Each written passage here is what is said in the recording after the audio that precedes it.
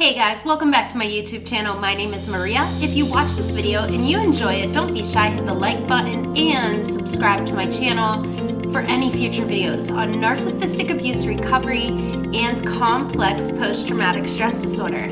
Today I have a video for you. I'm going to read you a diary entry from someone who is hypervigilant due to complex post-traumatic stress disorder. And then we're going to get into an exercise you can do at the end of the day if you yourself are someone who's dealing with this hypervigilance. Thanks for joining me today, guys. I'm going to jump right into a diary entry from someone who has hypervigilance due to complex post-traumatic stress disorder from long-term emotional abuse. And then right after that, I will explain a little bit about the hypervigilance and really what this is. And then we're going to get into an exercise that if you yourself have hypervigilance, you can go ahead and do this at the end of your days. This might help you to organize your thought process and kind of stop focusing on the negative, but instead finding some positive in your days. So here we go. Already this morning, I have worries about my mom, my family, people on social media, my high school reunion, bullies, shame, a feeling of needing to be away but not knowing where to go or how to get there. I can't go anywhere to escape this feeling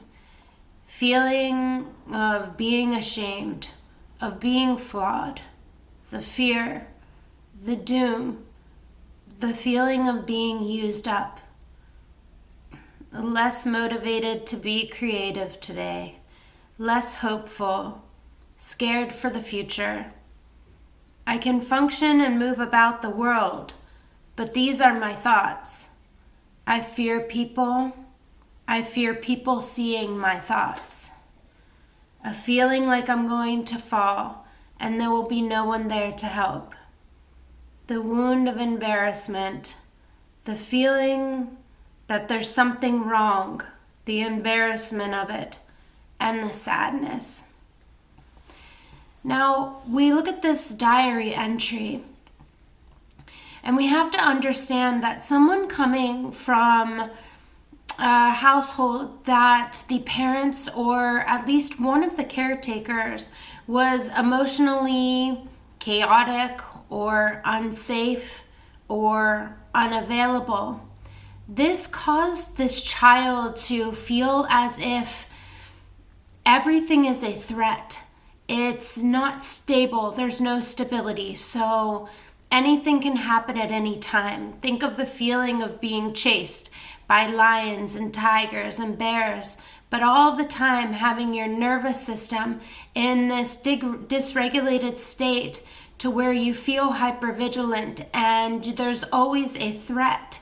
There's always something that's going to come that can hurt you. You look at the outside world as scary. People are a threat and they are scary. Your thoughts are also a threat and they're also scary. This creates this barrier or this wall between you and the outside world. You're too scared to show your true and authentic self or to let people see what your thought process actually is. So we have to understand that the only place that someone who is hypervigilant like this feels safe is when they are alone. That's the only time they don't feel this threat. And the message that your brain is getting from your body is that you're not safe right now. You're in this constant threat, and the only thing that you need to be doing is worrying. And if you stop worrying, the threats will continue to come. So it's this feeling of constantly needing to worry. And if there's nothing to worry about, which someone that's hypervigilant, they go into a room and scan a room. They're not scanning for who's the nicest and who's the best person in the room. They're scanning the room for who's the threat, who's the harm in the room. So there's always going to be something to worry about. But your mind knows that, and it needs that constant sense of worrying.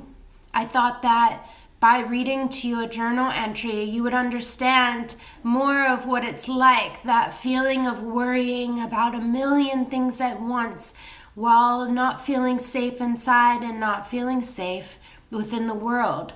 Let's talk about an exercise that if you yourself are hypervigilant, you can do at the end of your days that may be able to help you get through this. Okay, so if you are someone that's dealing with this hypervigilance from complex post-traumatic stress disorder, there are many exercises, but one that kind of helps at the end of the day is, we're going to call it end of day stress relief. So we're going to look at we're going to recall. So we're going to recall at least one good thing that we did today. We are going to reflect on any good or bad choices that we made today. And we are going to consider what we can do in the future that we can make these choices differently.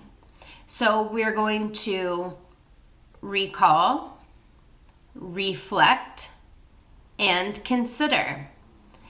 And after we do this, we're going to tune into the why. So if someone in our life is causing us stress, it's going to be important for us to ask ourselves why. Why are they causing us stress, and is it worth it? A lot of times when we have this hypervigilance, we are so fearful of so many people that if we ask ourselves, why are we actually, is this really rational, the way in which that we're thinking about this fear of this particular person? A lot of times it's not. So it's important to ask ourselves and journal about this, why we are feeling this fear, why we have this issue with this person, and is it worth it? And then finally, find ways to mindfully relax. Do something that you love, go somewhere that you love to be, or just simply meditate. Hey guys, thank you so much for watching my video. If you enjoyed it, don't be shy, hit the like button, subscribe to my channel for any future videos on narcissistic abuse recovery and complex post-traumatic stress disorder. And as always, I wish you all the love in the world.